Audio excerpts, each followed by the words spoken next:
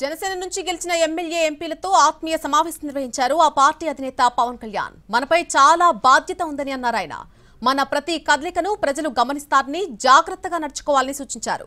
పార్లమెంట్లో రాష్ట్ర సమస్యలను ప్రస్తావించాలని ఎంపీలకు సూచించారు పవన్ కళ్యాణ్.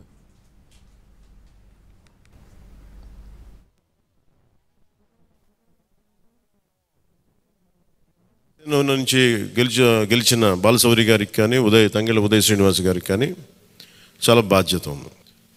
ఇది మీ ప్రతి కదలిక, మీ ప్రతి మాట ప్రజలు చాలా సునిశ్చితంగా పరిశీలిస్తారు.